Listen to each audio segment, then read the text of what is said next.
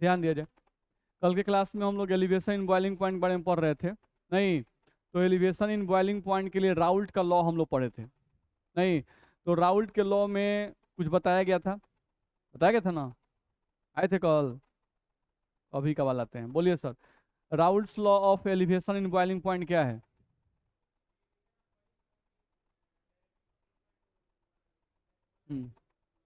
Molality, सही है। Elevation in boiling point is directly proportional to molality of solution, ये बताया गया था। नहीं, इसके बाद हम लोग को बताया गया था कि डेल्टा टीबी जो होता है वो डायरेक्टली प्रोपोर्शनल टू एम होता है, स्मॉल एम यानी मोलालिटी।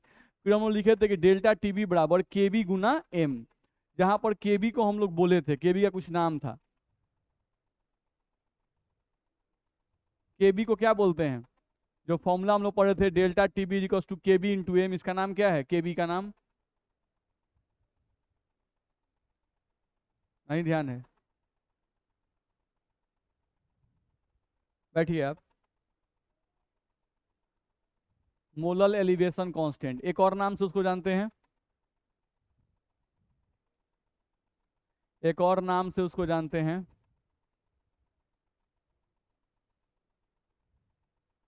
मोलल एलिवेशन कांस्टेंट या इबियोलियोस्कोपिक कांस्टेंट। बताया गया था ना? नहीं, दो नाम बताया गया था। बैठिए। हम लोग को बताया गया था delta TB equals to K B into M. अब उसके बाद हम लोग के बी का भी डेफिनेशन पढ़ाए थे। नहीं, कि के बी जो है वो क्या है और के बी का डेफिनेशन क्या है, ये भी हम लोग को बताया गया था। चलिए सर। हाँ, बताइए, के बी का डेफिनेशन क्या है?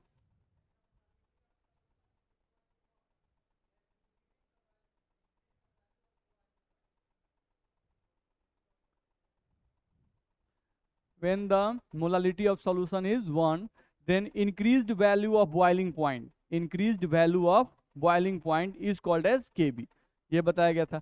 इसी को दूसरे तरीके से भी हम लोग बताए थे। वो बताइए।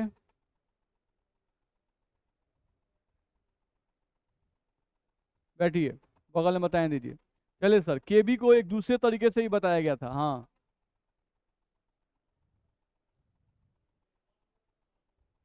मास्क हटाइए, मास्क हटा के पहले बोलिए, फिर मास्क पहनिएगा, बोलिए।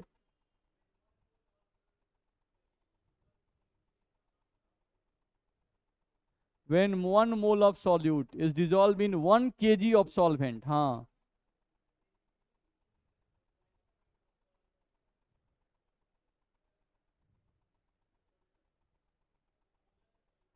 मोलर एलिवेशन कांस्टेंट बोल सकते हैं। ठीक है, बैठिए। चलिए सर, खड़ा होइए। यहां से बताया गया था कि when non volatile solute is added, when non volatile solute is added to solvent, then boiling point of solution या boiling point of solvent decreases. Why? As the amount of non volatile solute increases, boiling point of solvent decreases. Why? पहले हम जो बोले वो ठीक है, हम बोले boiling point of solvent decreases, बढ़ता है। तो डिक्रीजेज मतलब तो घटता है ना, तो हम जब बोले तो उसको केयर भी करना है। नहीं, as the amount of non volatile solute increases, boiling point of solvent increases. Why? क्यों बॉइलिंग पॉइंट बढ़ जाता है, कारण बताइए।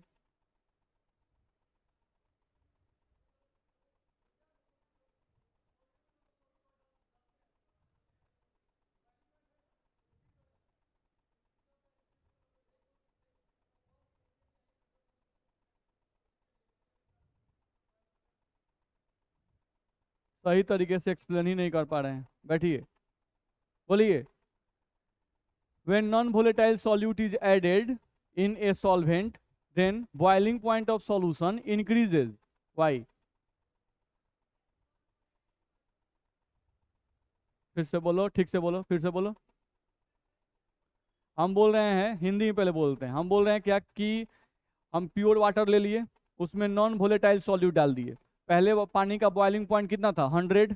अब जब नॉन वोलेटाइल सॉल्यूट डाले तो उसी पानी का बॉइलिंग पॉइंट हो गया 103, 103 डिग्री सेल्सियस। तो बॉइलिंग पॉइंट बढ़ गया ना। तो बॉइलिंग पॉइंट क्यों बढ़ गया, ये बताना है।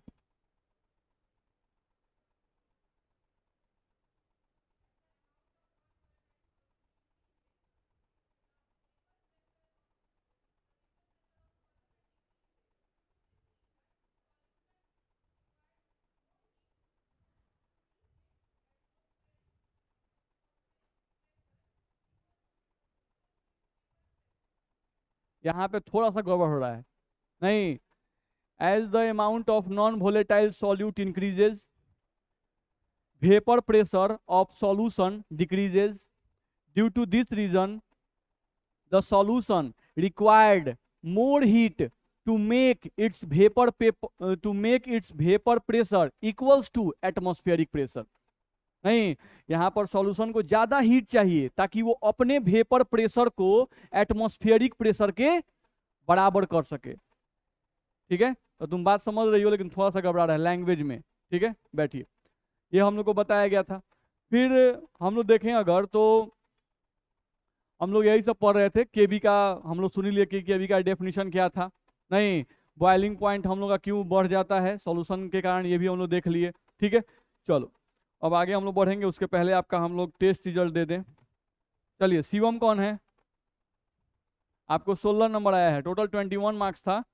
21 मार्क्स में आपको 60 मार्क्स आया है।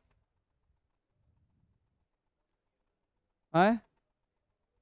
अब देखते हैं। हाँ, शायद इसी का सबसे हाईएस्ट है शायद, या किसका है देख लेते हैं। आइए, अब इसमें थोड़ा सा ध्यान देना है। जैसे जो क्वेश्चन था ना, वो टोटली थ्योरेटिकल था। नहीं, तो थ्योरेटिकल क्वेश्चन में ना आपका मार्क्स ज्यादा आना चाहिए। हम एक भी नंबर काटे नहीं है। जो लोग ढंग से लिखे उनको पूरा का पूरा नंबर दिए हैं। नहीं, तो ये जो क्वेश्चन था उसमें 21 में 21 आना चाहिए था, ध्यान रखना है। चलिए, एक इसमें लिखा हुआ है शुभम कुमार सिंह। शुभम जी, आपका 7 नंबर आया है। आ जाइए। चलिए, एक प्रफुल्ल कौन है? प्रफुल्ल कौन है? आप हैं। लीजिए, आपको 3 नंबर आया है। सुधारिए। सर जी सर करने से नहीं होगा, ये टू इजी क्वेश्चन था। चलिए, पलक सिंह कौन है? पलक सिंह, तुम्हारा नंबर आया है बाबू 15। 15 नंबर आया है, ये भी कम ही नंबर है। चलिए, स्वाति सिंह कौन है?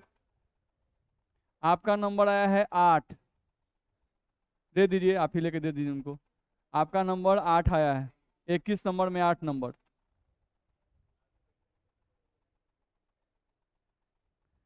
देख लीजिएगा लोग, कहीं जोड़ने उड़ने में कहीं गलत हो या कोई परेशानी हो तो। एक है आपका अनामिका शर्मा, नहीं आई है, 7 नंबर आया है उसको। एक है काजल, काजल शर्मा, तुम हो, 8 नंबर आया है तुमको। देखो, चलिए, एक है मुस्कान, आप हैं। मतलब आप ही का हाईएस्ट शायद है। 18 नंबर आया है आपको। 21 में 18 नंबर, 3 नंबर मात्र कटा है। रोशन कुमार कौन है? रोशन जी, आपका 13 नंबर आया है। देखिए कहाँ गलती हो रहा है, क्यों गलती हो रहा है। आदित्य कुमार कौन है? आदित्य कुमार का लेते जाइए, 12 नंबर आया है आपको। सचिन कुमार कौन है? सचिन कुमार नहीं आया है, 6 नंबर आया है। चलिए, प्रीतम कुमार कौन है? प्रीतम जी, आपको 15 नंबर आया है। थोड़ा और सुधार करने की जरूरत है, ले जाइए। इधर से निकल के आ जाते। चलिए, अंकित कुमार कौन है? आ जाइए, आपको 8 नंबर आया हुआ है।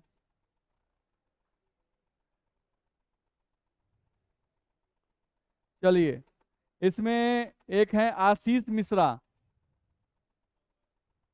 आए हुए हैं? आप हैं। 13 नंबर आया है। बहुत कम नंबर आया है। तुम तो रेगुलर याद करके भी आते हो। समीर कुमार सिंह कौन है? आप हैं। 10 नंबर आया है तुमको। ऐश ऐश्वर्य नवीन, ये कौन है? 13 नंबर आया हुआ है। एक ये अनामिका शर्मा का एक और यहाँ पे दिखाई दे रहा है। एक इसका है, नहीं आई है ना। और एक सचिन कुमार नहीं आया है। 2 जने नहीं आए हैं। अब अपना टेस्ट पेपर चेक कर लीजिए आप लोग। नहीं, और ऐसा कोई चीज बताइए जो आपका नहीं पढ़ा हुआ था। जो क्वेश्चन दिया गया था उसमें सब पढ़ा हुआ था कि नहीं पढ़ा हुआ था? अब जिसका 15 के ऊपर आया है उसको ठीक ठाक कहा जा सकता है। जिसको 15 के ऊपर आया है उसको ठीक ठाक कहा जा सकता है। नहीं, उसके नीचे जिनका भी है उनका गड़बड़ है, ध्यान रखिए। अब किसी क्वेश्चन में अगर कंफ्यूजन है तो पहले वो क्वेश्चन पूछ लीजिए, या आपको अपने टेस्ट कॉपी में लगता है कि सर मेरा यहाँ पे नंबर क्यों काटा गया है, तो वो भी आप पूछ सकते हैं।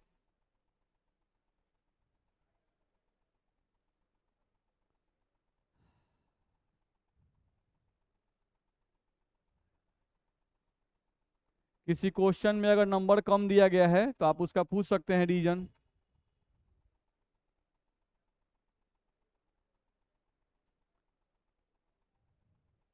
कुछ पूछना है तो बोलिए, तो हम आगे पढ़ाएंगे।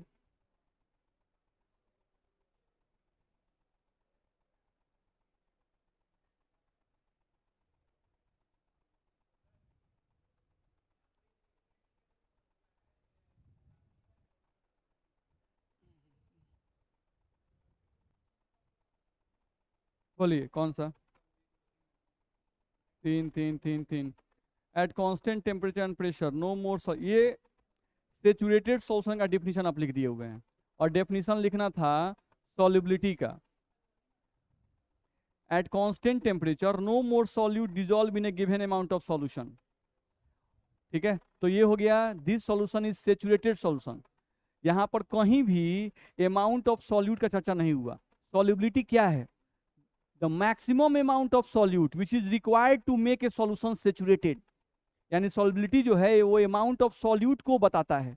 इसमें अमाउंट ऑफ सॉल्यूट आया नहीं, आप लिख दिए कि no more solute is dissolve. गलती हो गया ना। चलिए और कुछ पूछना है देख लीजिए, कहाँ किसी को कोई कंफ्यूजन है तो पूछिए। बोलिए सर कहाँ नंबर कटा है, कुछ पूछना है? बोलिए आपको कुछ पूछना है, क्यों नंबर कटा है? बोलिए। तो हम पढ़ाएं आगे।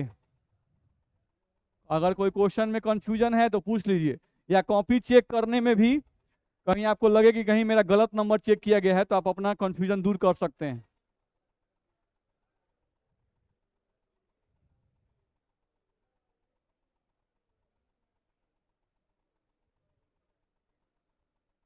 चलिए तो कॉपी अब रखिए अपने पास। अब डिस्कशन अपना एक बार घर पे भी देख लीजिएगा बढ़िया से।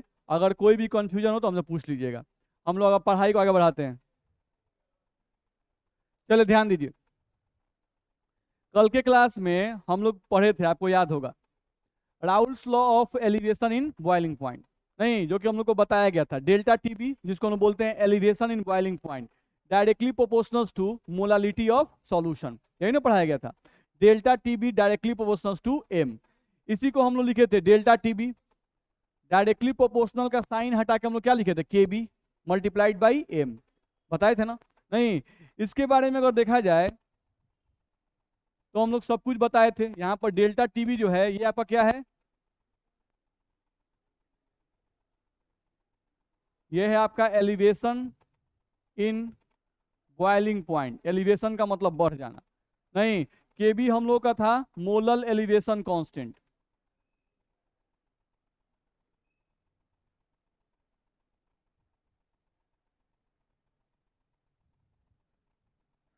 चलो, एम जो था वो हम लोग का था मोलालिटी। ये हम लोग कल पढ़ चुके हैं।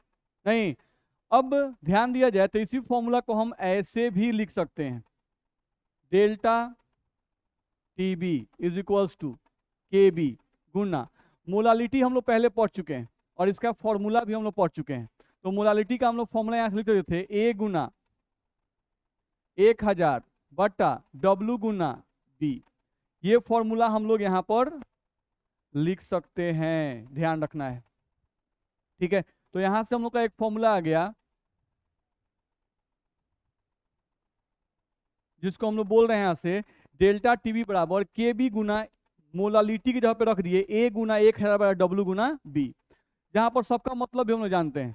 यहाँ पर अगर ए देखें इस फॉर्मूला में जो ए लिखा हुआ है, इस ए का मतलब था वेट ऑफ सॉल्यूट इन ग्राम, इसका मतलब था वेट ऑफ सॉल्यूट इन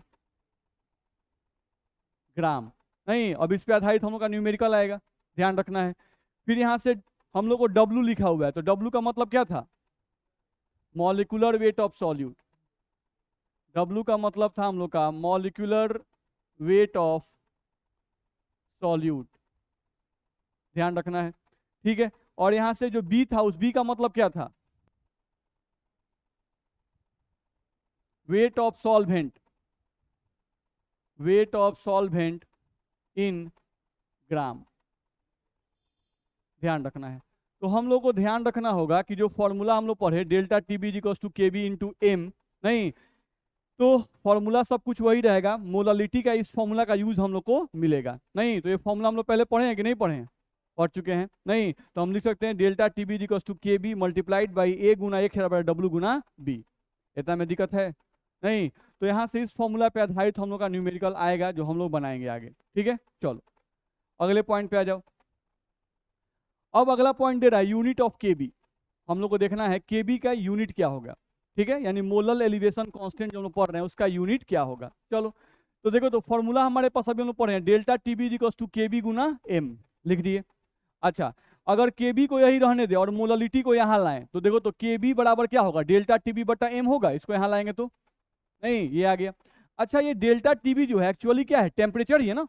ये डेल्टा टीबी क्या है? टेम्परेचर। आप बोलते हो एलिवेशन इन बॉइलिंग पॉइंट, नहीं यानी बॉइलिंग पॉइंट कितना से बढ़ गया, तो टेम्परेचर ही बढ़ता है ना। तो एक्चुअली ये डेल्टा टीबी क्या है? टेम्परेचर। और ये एम क्या है? मोलालिटी। ध्यान रखना है, ये एम आपका हो गया मोलालिटी। चलो अब यहां से अगर देखें हम लोग तो हम यहां से लिख रहे हैं K B is equals to, temperature का यूनिट क्या होता है बाबू? केल्विन। टेम्परेचर का यूनिट होता है केल्विन बट्टा मोलालिटी का यूनिट क्या होता है? मोलालिटी का यूनिट मोल पर केजी। नहीं तो हम यहां लिखेंगे मोल और बट्टा में यानी पर केजी, ऐसे कर सकते हैं। यहां से अगर देखा जाए तो हम लिख सकते हैं K B is equals to, ये आपका आ गया केल्विन को शॉर्ट फॉर्म में के लिख सकते हैं। नहीं अब देखा जाए तो के जी ऊपर चला जाएगा तो केल्विन के जी, ध्यान रखना है। और ये मोल को ऊपर ले जाओ तो आ जाएगा आपका केल्विन के जी पर मोल। क्या आएगा? के मतलब केल्विन, ये के जी ऊपर चला गया तो केल्विन के जी पर मोल, ऐसा लिख सकते हैं। नहीं तो ये भी ऑब्जेक्टिव में आपका क्वेश्चन आता है तो इसको आप ध्यान रखिएगा, ठीक है। कोई भी पूछता है कि भाई मोलल एलिवेशन कांस्टेंट का यूनिट क्या है तो हम क्या बोलेंगे? केल्विन केजी पर मोल। दिक्कत है किसी को? चलो आगे बढ़ सकते हैं, अगले पॉइंट पे आ जाओ। यहां से लिख रहा है केबी के बारे में कुछ पॉइंट लिखा हुआ है जो हम लोग देख सकते हैं। लिखा हुआ है कि value of KB is different for different solvent, ठीक है। अलग अलग सॉल्वेंट होते हैं, जैसे पानी है वो भी सॉल्वेंट का काम करता है, वाटर। बेंजीन भी सॉल्वेंट का काम करता है।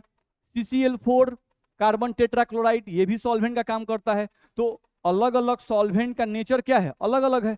तो अलग अलग सॉल्वेंट का नेचर अलग अलग, तो अलग अलग सॉल्वेंट के लिए केबी का वैल्यू भी क्या होगा? अलग अलग होगा, ध्यान रखना है। तो वही लिख रहा है value of KB is different for different solvent, ध्यान रखना है, ठीक। अब ये दो वैल्यू कोशिश कीजिएगा कि याद रहे, नहीं क्योंकि कभी कभी ऐसा होता है जैसे एनसीईआरटी में क्या करेगा कि वाटर के केबी का वैल्यू देता ही नहीं है, वो सोचता है कि आपको ये याद होना चाहिए, ध्यान रखना है। तो आपको याद रखना होगा केबी ऑफ वाटर या केबी फॉर वाटर का वैल्यू होता है 0.512 यूनिट, तो आप अभी याद कर लिए हो, केल्विन केजी पर मोल। दिक्कत है, ठीक है। तो ये ज्यादा इंपॉर्टेंट है, इसका वैल्यू दिया नहीं रहता है तो इसको कोशिश कीजिएगा कि याद रखें।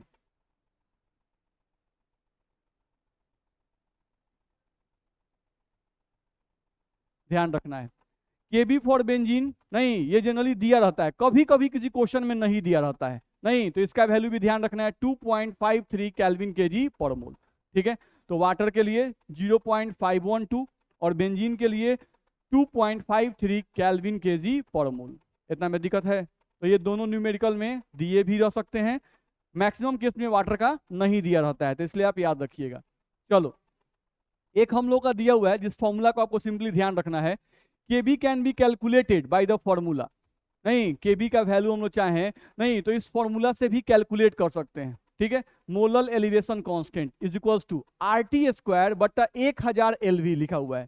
ठीक है, इस फॉर्मूला को ध्यान रखना है। कभी कभी ऐसा करेगा कि आपको LV यानी लैटेंट हीट ऑफ वेपोराइजेशन का मान दे देगा, नहीं टेम्परेचर का मान दे देगा, गैस कांस्टेंट का मान नहीं दिया रहता है, वो आपको याद होना चाहिए, ध्यान रखना है। ठीक है, तो टेम्परेचर का वैल्यू दे देगा, लैटेंट हीट ऑफ वेपोराइजेशन का मान दे देगा, बात समझ में आ रहा है, और केबी का वैल्यू आपसे पूछ देगा।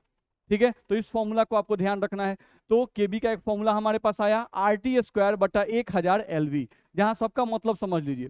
यहाँ पर T लिखा हुआ है, इस सॉरी पहले LV लिखा हुआ है, LV को देख लेते हैं। LV का मतलब क्या लिखा हुआ है, लैटेंट हीट ऑफ वेपोराइजेशन। नहीं तो लैटेंट हीट ऑफ वेपोराइजेशन का मतलब क्या होता है, सिंपल है, नाम में ही लग रहा है, हीट ऑफ वेपोराइजेशन। नहीं, किसी भी लिक्विड को वेपर में कन्वर्ट करने के लिए आप हीट सप्लाई करते हो। नहीं, कोई 50 जूल पे कन्वर्ट कर जाएगा, कोई 70 जूल पे कन्वर्ट कर जाएगा। ध्यान रखना है, ये हीट है, टेम्परेचर नहीं है। मेरा बात समझ आ रहा है ना? ऐसा नहीं कि सर पानी को, जैसे पानी को सर वेपर में कन्वर्ट करने के लिए 100 डिग्री हीट देते हैं, तो 100 डिग्री हीट, ये 100 डिग्री क्या है, टेम्परेचर। बात समझ में आ रहा है ना? ठीक है, तो टेम्परेचर अलग चीज हो गया और हीट अलग हो गया। हीट जो है उसको मेजर करता है टेम्परेचर, ध्यान रखना है, नहीं उसका यूनिट है। तो यहाँ पे लेटेंट हीट ऑफ वेपोरेशन का मतलब हो गया कि किसी भी लिक्विड को वेपर में कन्वर्ट करने के लिए आप जो हीट सप्लाई करते हो, नहीं उस हीट के अमाउंट को हम लोग क्या कहते हैं, लेटेंट हीट ऑफ वेपोराइजेशन। ध्यान रहेगा। ठीक, टी क्या है भाई, यहाँ पे T boiling point of solvent in kelvin. नहीं, जैसे अगर वाटर रहेगा तो बॉइलिंग पॉइंट का मान क्या रखिएगा, 100 डिग्री सेल्सियस। अगर पेट्रोल रहेगा तो क्या रखिएगा, 30 डिग्री सेल्सियस। मेरी बात समझ में आ रही है? बोलिए। केल्विन में लिखना है, नहीं 100 डिग्री हम एग्जांपल के लिए बोले, आप उसको कन्वर्ट कीजिएगा, +273 ऐड कर दीजिएगा। नहीं, ये समझते हैं ना? केल्विन में अगर सॉरी डिग्री सेल्सियस में कोई चीज दिया हुआ है तो उसको हम लोग केल्विन में बदल सकते हैं। कैसे? 273 273 उसमें ऐड करके। ठीक है, तो जैसे वाटर का बॉइलिंग पॉइंट कोई पूछेगा तो अगर केल्विन में बोलना होगा तो 373 बोलेंगे, नहीं अगर डिग्री में बोलना है तब 100 बोलेंगे, लेकिन यहाँ पर रखना कौन सी में है, केल्विन में, इसलिए ध्यान रखेंगे। ठीक है, आर क्या है, गैस कांस्टेंट। नहीं, अब इसका वैल्यू ध्यान रखना है, अलग अलग यूनिट में इसका वैल्यू अलग अलग होता है। नहीं, जैसे आर का वैल्यू और कैलोरी में देखोगे, नहीं आर का वैल्यू कैलोरी में है 2 कैलोरी पर मोल पर केल्विन, ध्यान रखना है। अगर जूल में देखेंगे तो 8.314 जूल पर मोल पर केल्विन। नहीं, अगर अर्ग में देखेंगे तो जूल और अर्ग में वैल्यू का कोई चेंजिंग नहीं होता है, बस 10 का पावर 7 चढ़ जाता है, ध्यान रखना है। यानी यहाँ पर वैल्यू होगा 8.314 मल्टीप्लाइड बाई 10 का पावर 7 अर्ग पर मोल पर केल्विन, ध्यान रहेगा। नहीं तो ये वैल्यू आपको नहीं दिया रहेगा, ये वैल्यू आपको नहीं दिया रहेगा, ध्यान रखिए क्वेश्चन में ये वैल्यू आपको याद होना चाहिए। अब कब कौन सा वैल्यू रखेंगे, नहीं तो वो डिपेंड करेगा कि क्वेश्चन में, वो डिपेंड करेगा कि क्वेश्चन में लेटेंट हीट ऑफ वेपोराइजेशन का वैल्यू किस यूनिट में दिया हुआ है। अगर क्वेश्चन में LV का वैल्यू कैलोरी में दिया रहे, अगर क्वेश्चन में LV का वैल्यू यानी लेटेंट हीट ऑफ वेपोराइजेशन का वैल्यू कौन सी में दिया रहे, कैलोरी में दिया रहे, ध्यान रखना है। तो अगर इसका वैल्यू कैलोरी में दिया रहे तो आप आर का वैल्यू भी कौन सा रखेंगे, 2। अगर लेटेंट हीट ऑफ वेपोराइजेशन का वैल्यू जूल में दिया रहे, नहीं तो उस केस में आर का वैल्यू आप जूल में रखेंगे 8.314। ये सब डिपेंड करेगा कि आर का कौन सा मान रखेंगे, वो डिपेंड करेगा LV के मान पर।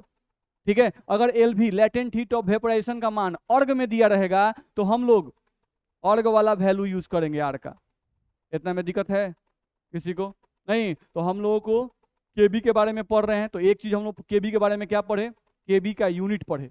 नहीं, क्या पढ़े हम लोग, केबी का यूनिट केल्विन केजी पर मोल, केल्विन केजी पर मोल, ये यूनिट पढ़ लिए। नहीं, अब अलग अलग सॉल्वेंट के लिए केबी का मान क्या होता है, अलग अलग होता है, ये भी हम लोग समझ गए। फिर हम लोग केबी कैलकुलेट करने के लिए एक फॉर्मूला पढ़ रहे हैं। नहीं, जो फॉर्मूला हम लोग को यहाँ से बताया गया RT स्क्वायर बटा 1000 LV।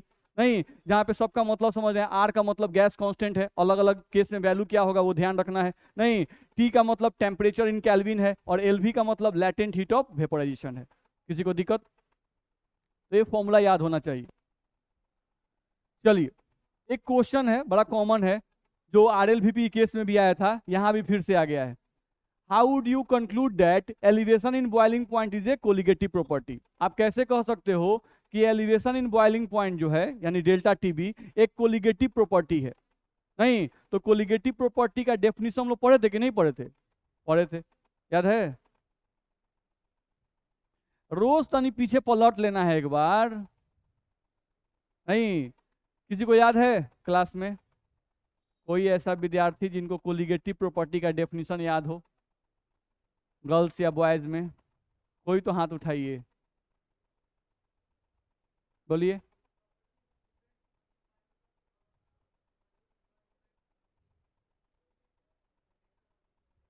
हाँ, नंबर ऑफ सॉलिड पार्टिकल्स। हाँ सही है, बैठिए। नाम ही ये जानते हैं, कोलिगेटिव प्रॉपर्टीज को जानते हैं, हिंदी उसका क्या है? अगर हिंदी में पढ़ेंगे उसका तो उसका नाम है अनुसंख्य गुणधर्म। तो अनुसंख्य यानी अणुओं की संख्या पर निर्भर, यानी मॉलिक्यूल्स के नंबर पे डिपेंड करने वाला, ध्यान रखना है। तो कोलिगेटिव प्रॉपर्टी क्या है तो हम लोग बोले थे, नहीं, that property of solution which depends upon number of solute particles present in the solution, ध्यान रखना है। नहीं, हाँ सॉरी, डाइल्यूट सॉल्यूशन, ठीक है। Not on the nature of solid particles, ये नेचर ऑफ सॉलिड पार्टिकल्स पे डिपेंड नहीं करता है, उसी को हम लोग क्या कहते हैं? कोलिगेटिव प्रॉपर्टी, ये बताया गया था। तो आपको बताना है कि जो एलिवेशन इन बॉइलिंग पॉइंट है, आप कैसे कह सकते हो कि ये सिर्फ नंबर ऑफ सॉलिड पार्टिकल्स पे ही डिपेंड करता है, ये हम लोगों का नेचर ऑफ सॉलिड पार्टिकल्स पे डिपेंड नहीं करता है, ये आप कैसे कह सकते हो? तो हम लोग पढ़ चुके हैं, अगर देखें इसका आंसर हम लोग को लिखना हुआ, नहीं तो हम लोग कितनी बार RLVP केस में भी हम ये बताए थे, यहां भी वही काम करेंगे। चलो, अकॉर्डिंग टू राउल्ट्स,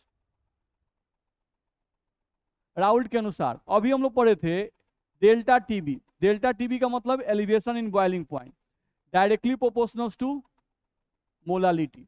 नहीं तो हम यहां से बोल सकते हैं अकॉर्डिंग टू राउल्ट्स, ये लिख दिए। नहीं, अब यहां बोल सकते हैं कि from this formula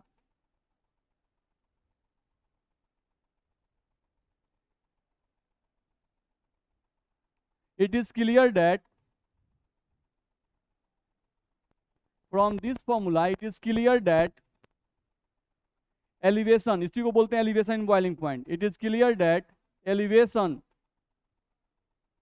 in boiling point depends upon molality, depends upon molality of solution, ठीक है। From this formula it is clear that elevation in boiling point depends upon molality of solution, and we know that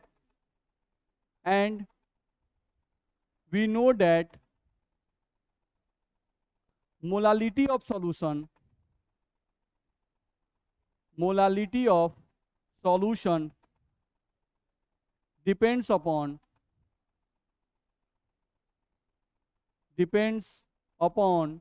number of moles of solute particles, number of moles of solute particles. क्योंकि molality का तो definition हम लोग पढ़ चुके हैं, नहीं पढ़े हैं? Number of moles of solute present in 1 kg of solvent. नहीं तो ये बोल रहा है कि ये राउल्ट साहब ने कहा कि delta TB directly proportional to molality, तो इस फॉर्मूला से क्लियर है, from this formula it is clear that elevation in boiling point depends upon molality of solution, and we know that molality of solution depends upon number of moles of solute particles, not on the nature of solute particles, not on the nature of solute particles। मेरी बात समझ में आ रही है? नहीं, molality जो है इसके डेफिनेशन में हम लोग क्या पढ़ते हैं? Number of moles of solute present in 1 kg of solvent. तो क्या मोलालिटी का जो वैल्यू है वो सॉल्यूट के नेचर पे भी डिपेंड करता है क्या? नहीं, 1 kg सॉल्वेंट में आप कितना मोल सॉल्यूट डिजोल्व हो रहा है उसी पे मोलालिटी डिपेंड करता है, चाहे आप कोई भी सॉल्यूट डाल दो। नहीं, आप 2 मोल डाल दिए हो तो मोलालिटी 1 kg पानी में अगर हम 2 मोल अगर हम शुगर डाल दिए तो मोलालिटी क्या होगा? 2 मोल पर केजी। अच्छा, 1 kg सॉल्वेंट में अगर हम 2 मोल यूरिया डाल दें तो मोलालिटी क्या होगा? 2 मोल पर केजी। तो शुगर अगर 2 मोल डाले 1 kg पानी में तो भी मोलालिटी का वैल्यू 2 मोल पर केजी, यूरिया डाले तो भी वैल्यू 2 मोल पर केजी, ग्लूकोज डाल दे 2 मोल 1 केजी पानी में तो मोलालिटी क्या होगा 2 मोल पर केजी। तो क्या अलग अलग सॉल्यूट डाल रहे हैं तो क्या मोलालिटी का वैल्यू चेंज कर रहा है क्या? नहीं, ध्यान रखना है, ठीक है, क्योंकि मोलालिटी का फॉर्मूला ही है मोल ऑफ सॉल्यूट बटा wait of solvent in KG. तो आप वेट ऑफ सॉल्वेंट 3 सॉल्यूशन ले रहे हैं, यहां पर आप 1 सॉल्यूशन 2 सॉल्यूशन और 3 सॉल्यूशन ले रहे हैं। इसमें भी आप ले लिए, जस्ट जो हम लोग बोले उसी को लिख रहे हैं। यहां भी आप ले लिए 1 केजी वाटर, यहां भी आप ले लिए 1 केजी वाटर, और यहां भी आप ले लिए 1 केजी वाटर। तीनों केस में आप 1 केजी वाटर ले लिए। अब इसमें भी आप सॉल्यूट डाल दिए, इसमें डाल दिए 2 मोल शुगर, इसमें डाल दिए 2 मोल ग्लूकोज, और इसमें डाल दिए 2 मोल यूरिया। बताइए, तो अगर इस सॉल्यूशन का कोई मोलालिटी पूछे, नहीं M1, तो क्या होगा मोल ऑफ सॉल्यूट बटा wait of solvent in KG, तो 2 मोल बटा 1, तो यहां भी आएगा आपको 2 मोल पर केजी। यहां पर भी निकालिएगा M2 का मान, तो वो भी आएगा 2 मोल पर केजी, और यहां भी निकालिएगा तो M3 का वैल्यू क्या आएगा 2 मोल पर केजी। आएगा कि नहीं आएगा? तो बताओ, तो सॉल्यूट तो अलग अलग डाले थे, नहीं तो सॉल्यूट का अमाउंट सेम है, तो क्या नेचर पे डिपेंड कर रहा है क्या? मोलालिटी का वैल्यू जो है वो नेचर पे डिपेंड कर रहा है क्या? नहीं। मेरी बात समझ में आ रही है ना? नहीं, तो ये हम लोग को ध्यान रखना होगा।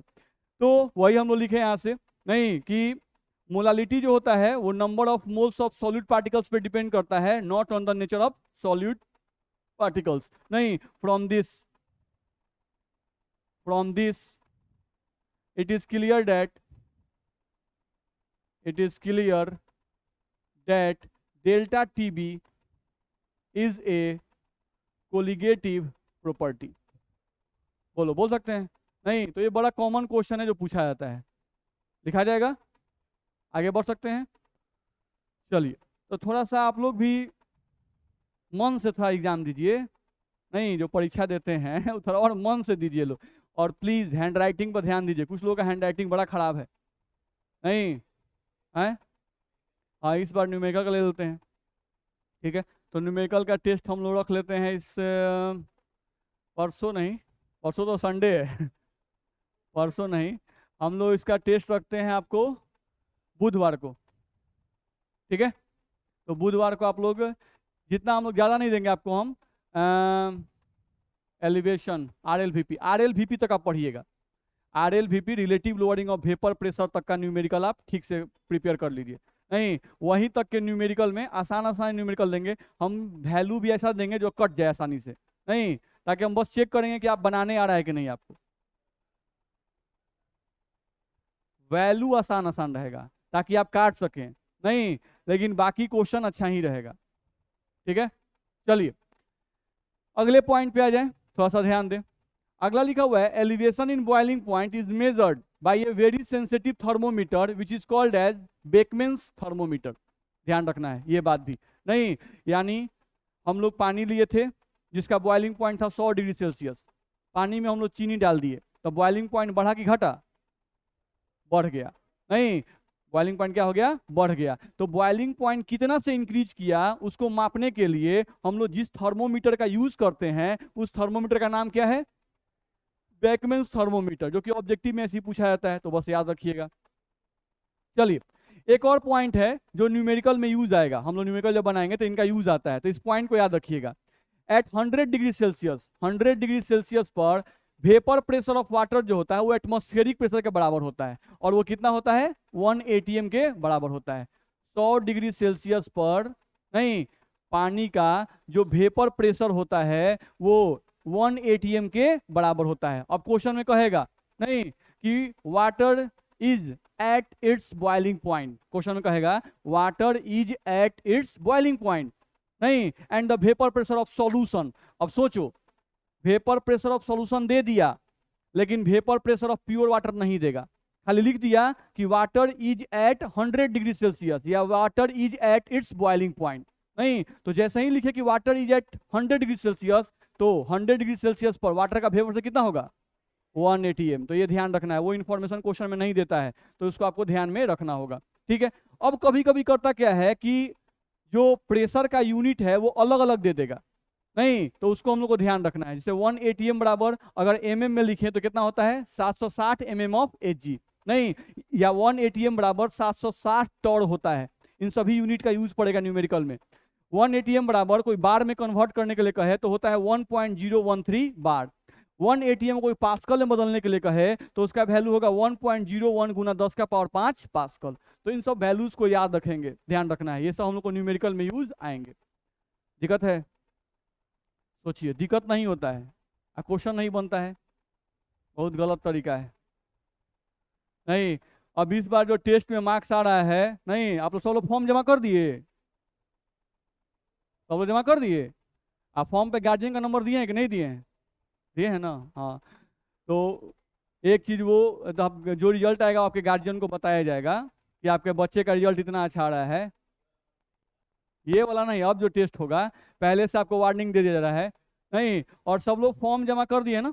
नहीं तो हो जाता है कल तक या परसों तक आपका आई कार्ड भी आ जाएगा, आपका आई कार्ड भी आ जाएगा। तो आई कार्ड से एक मशीन हम लगा रहे हैं, सिंपल सा मशीन है, जिसमें आप आई कार्ड दिखाइएगा तो आपका अटेंडेंस बन जाएगा। ठीक है।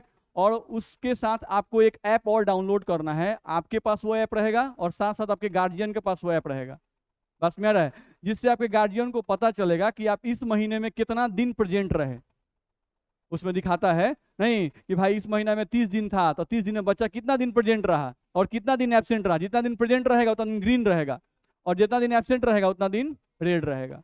नहीं तो ये सब चीज़ थोड़ा सा देखा जाए, नहीं गार्जियन को भी पता चले कि हाँ भाई अब सोचिए आज क्या हुआ है, आप ही के क्लास में कोई बच्चा है जो सीबीएसई में पढ़ता है, उसके पिताजी आए थे, नहीं उसके पिताजी आए और पैसा आके पेड कर रहे हैं, नहीं और बोल रहे हैं कि मेरा बच्चा आया है।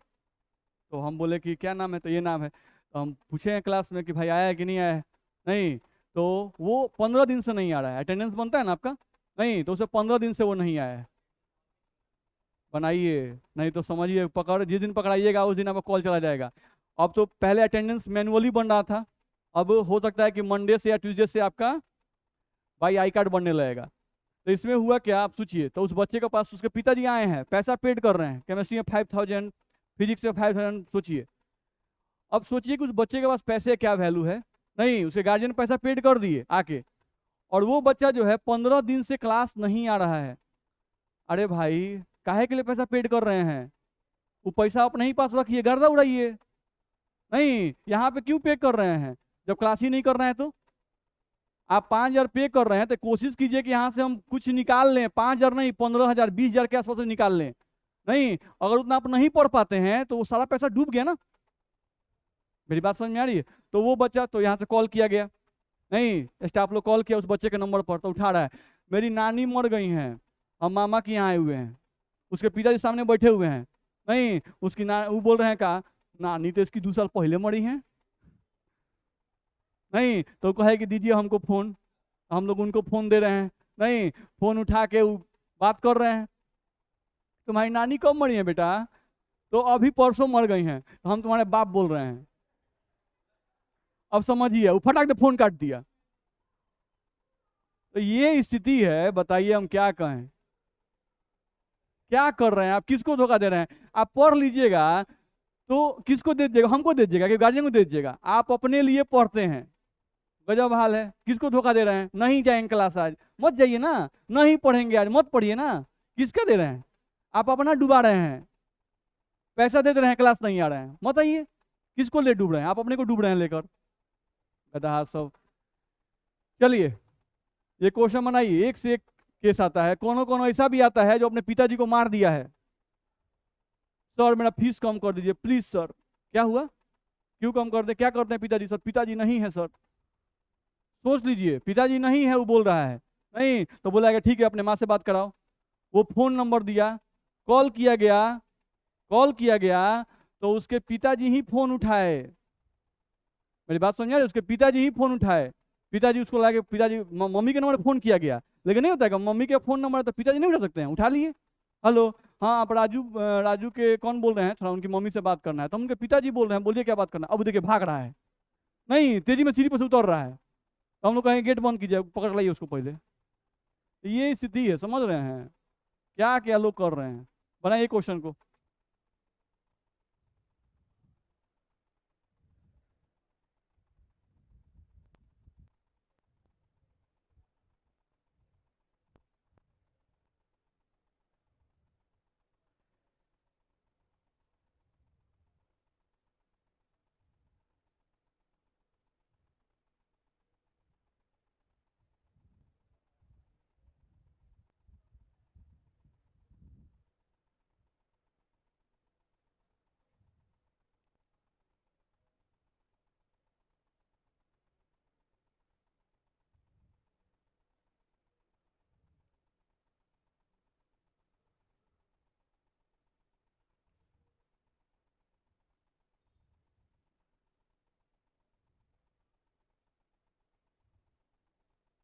देखिए, केमिस्ट्री का क्वेश्चन भारी होता ही नहीं है, ये दिमाग से निकाल दीजिएगा।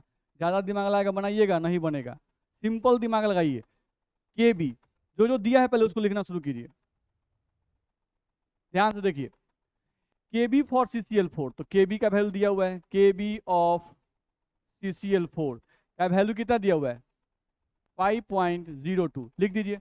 The boiling point of pure CCl4, अच्छा यही सॉल्वेंट है, नहीं यही क्या है, सॉल्वेंट है। क्योंकि हमेशा दिमाग में रखना, हमेशा दिमाग में रखना कि हम लोग पढ़ रहे हैं कोलिगेटिव प्रॉपर्टी, और कोलिगेटिव प्रॉपर्टी में क्या होता है कि जो सॉल्वेंट होता है वो लिक्विड होता है, और सॉल्यूट क्या होता है, सॉलिड होता है। नहीं, तो कभी भी सॉलिड का वेपर प्रेशर नहीं होता है, नहीं ध्यान रखना है। या सॉलिड का बॉइलिंग पॉइंट नहीं देता है, जब भी देगा किसका बॉइलिंग पॉइंट देगा, लिक्विड का बॉइलिंग पॉइंट देगा, और लिक्विड ही यहाँ पे क्या है, सॉल्वेंट है। मेरी बात दिमाग में जा रही है, नहीं तो समझो, the boiling point of pure CCl4, अच्छा यानी यही सॉल्वेंट है, ध्यान रखना है। नहीं तो हम यहाँ लिख रहे हैं, जो दिया लिख दिए पहले, बॉइलिंग पॉइंट ऑफ CCl4, नहीं जिसको हम लोग बोलते हैं T0 से दिखाते हैं, याद है हम लोग बोलते थे कि किसी भी प्योर लिक्विड का बॉइलिंग पॉइंट को T0 से दिखाते हैं, तो वो दिया हुआ है 76.8 degree Celsius. Calculate the boiling point, लिखा हुआ है calculate the boiling point of molal solution, देखो मोलल लिखा हुआ है, तो तुम याद करो कल के क्लास में हम बता रहे थे कि कहीं भी अगर मोलल लिखा रहे तो इसका मतलब समझना 1 मोलल, नहीं, और 1 मोलल का मतलब होता है कि मोलालिटी का वैल्यू कितना है, 1, ये समझ गए, नहीं। और अब निकालना किसका है, calculate the boiling point of solution, यानी तुमको निकालना क्या है, टीबी का वैल्यू निकालना है कि टीबी का वैल्यू क्या होगा, ठीक है। अब सोचो कि राउल्ट्स का फॉर्मूला क्या था, तो राउल्ट्स का फॉर्मूला यही ना था जी, delta TB is equals to K B गुना में एम, था कि नहीं फॉर्मूला। अच्छा, और डेल्टा टीबी को ऐसे लिखते हैं, टीबी माइनस T0 बराबर के बी गुना एम, लिखते हैं।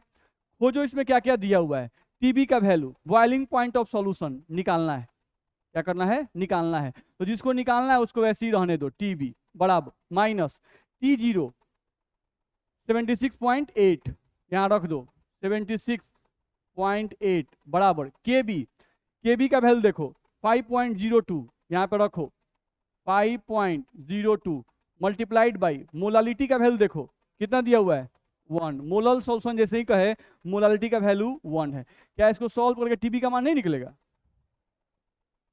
मेरी बात समझ में आ रही है, यस सर, तो ये बन कहीं रहा था इसमें क्या करना था, नहीं और पढ़ रहे हैं लाइक बच्चा कैसे पढ़ता है, नहीं के बी फॉर CCl4 तो बुझा गया, boiling point of pure CCl बुझा गया। फिर यहाँ सब दिक्कत होता है, calculate the boiling point of molal solution of naphthalene, ये नेफ्थलीन क्या है जी, आके गाड़ी यहीं पर अटक गया, जबकि नेफ्थलीन कहीं यूजे नहीं है, लेकिन गाड़ी यहीं पर अटकेगा। नेफ्थलीन जानते हो क्या नेफ्थलीन के बारे में तुम हैं, इसी कारण से नहीं बन रहा है क्वेश्चन, भाई उसका यूज ही नहीं है। केमिस्ट्री में क्वेश्चन बनाना है, पहला काम ये करो क्या क्या दिया हुआ है, क्या फॉर्मूला है, फॉर्मूला में पुट करो, जो नहीं दिया है उसको निकालने के बारे में सोचो, सोचो बन जाएगा। ध्यान रखना है, हमेशा कॉन्सेप्ट वही अप्लाई करो, बन जाएगा ये। चलिए अगला क्वेश्चन ट्राई कीजिए।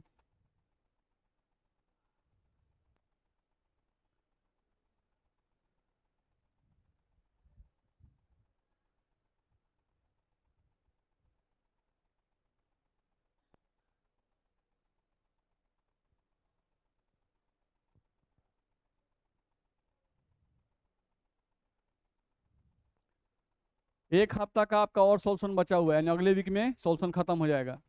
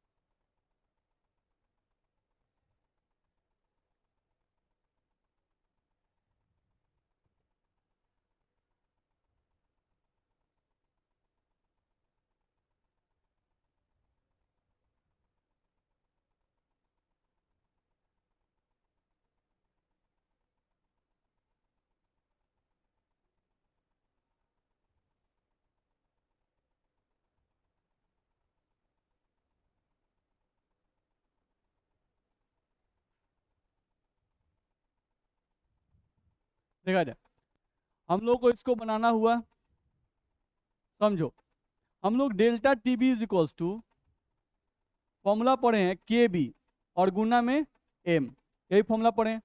अच्छा, डेल्टा टीबी को भी हम लोग पढ़े थे ऐसे, TB minus T zero is equals to K B गुना एम का मतलब पढ़े थे ए गुना 1000 बटा डब्लू गुना बी। बोलो इतना में दिक्कत? अब चलो टीबी, टीबी का मतलब था बॉइलिंग पॉइंट ऑफ सॉल्यूशन, खोजो इसमें boiling point solution. 123 gram of substance dissolve in 10 gram of water, the boiling point of solution मिलने लगा। Boiling point of solution becomes 100.39 degree Celsius, इसका वैल्यू दिया हुआ है 100.39 माइनस टी जीरो, इसका मतलब था boiling point of solvent, solvent शायद वाटर दिया हुआ है, सॉल्वेंट क्या दिया हुआ है? वाटर। अच्छा, वाटर का बॉइलिंग पॉइंट कितना होता है बताइए, कितना तेज हैं आप लोग? 100 डिग्री सेल्सियस बराबर के बी, वाटर के लिए के बी का मान दे दिया हुआ है, कितना दिया हुआ है?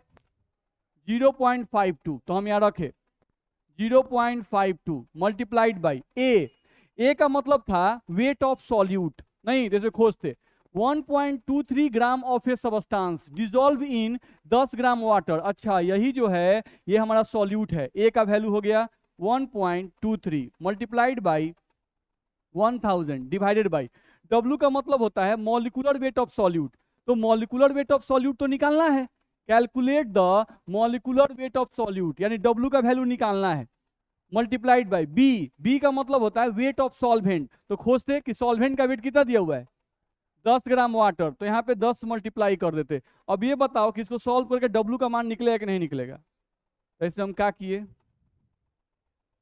कुछ नहीं कर रहे हैं, ये हो कह नहीं रहा है, नहीं इस पे ध्यान दीजिए आप लोग, क्वेश्चन भारी नहीं है, नहीं उस क्वेश्चंस में से चीजों को निकालिए, सही फॉर्मूला में पुट कीजिए, आपका क्वेश्चन बन जाएगा। ठीक है, चलिए तो आज के लिए इतना ही पढ़ते हैं, बाकी इसमें कुछ क्वेश्चन दिए गए हैं, इनको आप घर से ट्राई करके लाएंगे। ठीक है, दिया हुआ है ना, इसमें आपको 3-4 और क्वेश्चन है एक्स्ट्रा, उन सभी को आप घर से ट्राई करके आएंगे। ठीक है, जो फंसेगा वो पूछिएगा, तो हम आगे बढ़ेंगे। ठीक है, थोड़ा मन लगाइए आप लोग पढ़ने में, और बुधवार को हम लोग न्यूमेरिकल टेस्ट लेंगे, आपका सब्जेक्टिव टेस्ट होगा, बस में आ रहा है? ठीक है, तो बढ़िया से तैयारी कीजिए।